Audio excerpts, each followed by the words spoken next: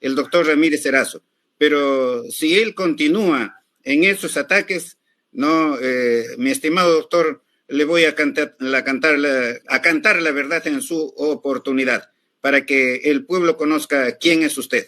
Te cantaré tu verdad. El doctor Aníbal Torres le lanzó una fuerte advertencia al doctor Erazo y aseguró que si continúa con esos ataques en su contra, le cantaría toda su verdad y se lo diría en su cara para que el pueblo conozca quién es él en verdad. Por otro lado, señaló que luego de plantear una cuestión de confianza que rechazó el nido de ratas del Congreso, de acuerdo a lo que estaba establecido en la Constitución, él debía renunciar junto a todo su gabinete, por lo que su renuncia no fue algo que hiciera por voluntad propia. Además, resaltó que el presidente Pedro Castillo nunca le consultó nada sobre el cierre del Congreso. Por eso, cuando el maestro Chutano anunció el mensaje presidencial, creía que hablaría sobre la sesión en el Congreso en la que tendría que defenderse ante una nueva moción de vacancia en su contra. A continuación, te mostramos el video. Sí, hemos visto que el Congreso de la República es en vista de todo el mundo y los que seguimos los debates en el Congreso de la República, hemos visto de qué manera han ido modificando el artículo, inclusive modificaron el artículo 31, que es prácticamente quitarle la voz al pueblo peruano, al poder constituyente, que somos nosotros, ¿no? Quitando la voz referente para ir a un referéndum si queríamos o no queríamos la Asamblea Constituyente, que eran muchos de los peruanos que nosotros queremos esta normativa, queremos una nueva constitución que sea pues redactada y plurinacional y que esté incluida, ¿no? Y que esté incluida por varios sectores de nuestro país y no solamente pues por las grandes mayorías. Una de las preguntas que también estoy viendo por aquí y que no puedo dejar de pasar desapercibido es si usted conoce al doctor Ramírez Erazo. ¿Usted conoce al doctor? Me informan por aquí que lo ha retado a un debate público. Bueno, lo conozco al doctor Ramírez Erazo y sería bueno que consulten a los estudiantes de la Facultad de Derecho para que él les diga cuál es la calidad de él, cuántos alumnos ha tenido, no, si verdaderamente tenía alumnos en clase o no los tenía. No, yo me reservo de pronunciarme sobre el doctor Ramírez Erazo, pero si él continúa en esos ataques, no, mi estimado doctor, le voy a cantar la verdad en su oportunidad, para que el pueblo conozca quién es usted. Sí, a veces, como yo les decía a varios hermanos que, me siguen, ¿no? A veces hay que cuidarse de las personas quienes hablan de otras personas, porque uno no sabe, pues, cuándo puede hablar de uno mismo, ¿no? Por lo menos yo, en la vida, a mi corta edad, me ha enseñado de que no puedo confiar y tampoco puedo, prácticamente creer totalmente. ¿Es cierto que usted recomendó al señor Emilio Bobbio Rosas como ministro de Defensa para el gabinete del presidente Pedro Castillo cuando entró Betsy Chávez, si no me equivoco? Es cierto que usted recomendó, porque también se ha estado hablando mucho de este tema, de las cuales usted y el señor Emilio Bobbio fueron los que hicieron y tramaron todo con Betsy Chávez para que sea vacado el presidente Pedro Castillo, o para que el presidente Pedro Castillo cometa el error de pronunciarse, ¿no? El 7 de diciembre, que obviamente todos vamos a recordar. ¿Qué nos podría decir, doctor? No he recomendado a él, yo ya no era ministro, no, los que eligen a los ministros son el presidente del Consejo de Ministros, en este caso la presidenta del Consejo de Ministros, y el presidente de la República. No, los dos son los que deciden la elección del ministro, pero sí lo conocía al señor Bobbio porque él trabajaba en la DINE, ¿no? Y en algunas ocasiones habló conmigo para algunas cosas de seguridad ciudadana. Por ejemplo, íbamos a realizar un trabajo muy específico en San Martín de Porres, ¿no? En seguridad ciudadana. Y él conocía muy bien eso. Sí, he hablado yo con él varias veces sobre ese tema. Perdón, esa era una de las preguntas pues que muchos estaban preguntándose, ¿no? Y de las cuales pues muchísimas gracias por habernos dado una respuesta. Otra pregunta es, ¿por qué renunció usted a ser premier a estar en el Premier junto con el presidente Pedro Castillo. Muchos se han quejado referente a por qué lo dejó solo al presidente y por qué no continuó y por qué le dejó en manos de la congresista, es congresista Betsy Chávez. Bueno, se planteó la cuestión de confianza al Congreso de la República, el Congreso denegó esa cuestión de confianza y como consecuencia de ello, por mandato de la Constitución, yo tenía que renunciar y con eso cayó todo el gabinete y el presidente tuvo que designar a un nuevo gabinete. No es que lo haya hecho por mi propia voluntad, al margen de la ley, no, es por mandato de la Constitución que yo tenía que renunciar al premierato.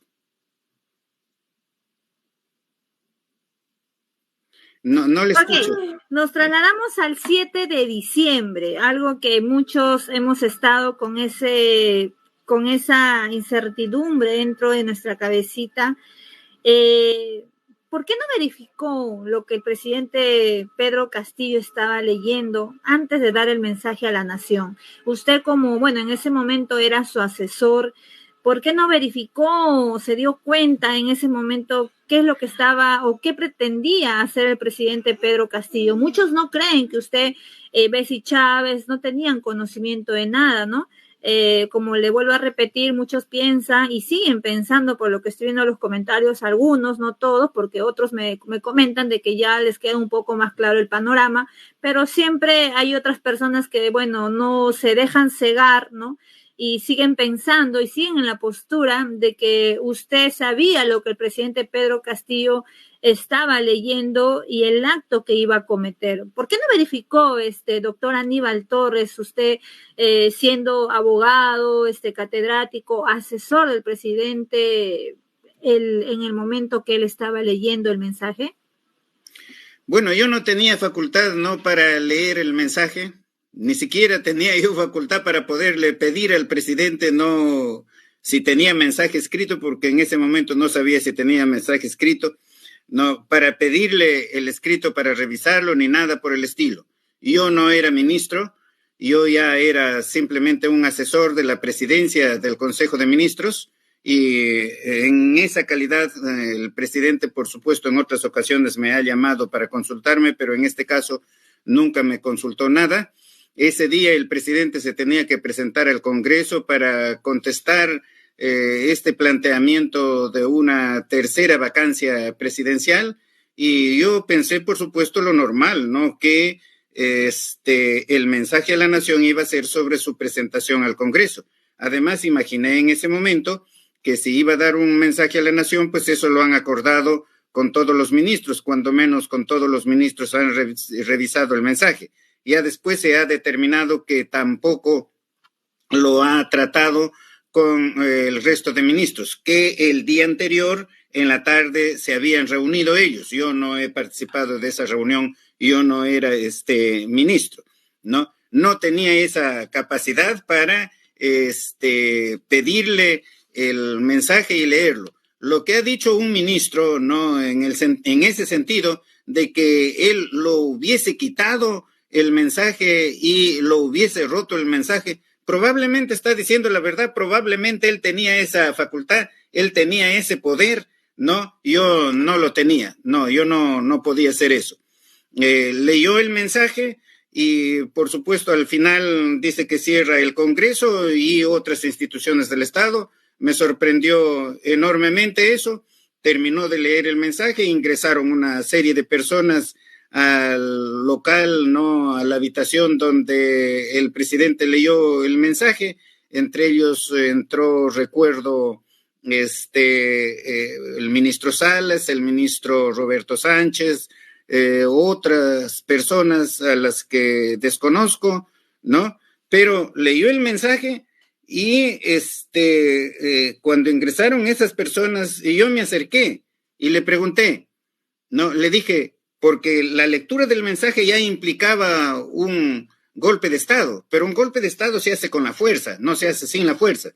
Entonces le pregunté, ¿has coordinado con las Fuerzas Armadas? Y él me contestó, no se preocupe, doctor. O sea, una respuesta que no era tampoco del todo apropiada regresé a mi sitio donde me encontraba conjuntamente con el ministro del Interior y el de Defensa. Pregunté al Interior, ¿y van a intervenir el Congreso? Y me dijo, no, yo no sé nada.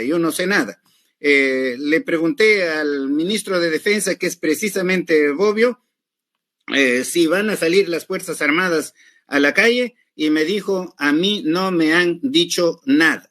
No, luego yo entré a la habitación contigua allí, a la sala de embajadores, estuve sentado allí meditando por qué ha hecho esto el presidente, porque ya no, eso no, claro, con todo lo que me decían en ese momento, que no había coordinado nada con las Fuerzas Armadas, y el presidente no estaba armado ni estaba con personal armado, eso no es golpe de Estado, pero ya es una violación a la Constitución que puede dar lugar a una investigación administrativa por parte del Congreso, ¿no? Y yo estaba pensando en eso. En eso llegó el presidente y me dice, doctor, vienen por mi familia, la voy a llevar a la Embajada de México.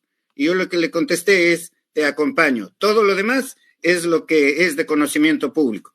Tan es cierto que yo no conocía sobre ese mensaje y tengo la impresión también que no lo conocía Betsy Chávez, porque precisamente en ese momento que nosotros llegamos con la premier Betsy Chávez, en ese momento es cuando el presidente comienza a darle instrucciones a Betsy Chávez para que traiga la prensa y todo eso. O sea, Betsy Chávez no sabía tampoco nada, ¿no? Recién en ese momento sabía que se tiene que ir a traer a la prensa, trajo a la prensa y se produjo la lectura de ese documento.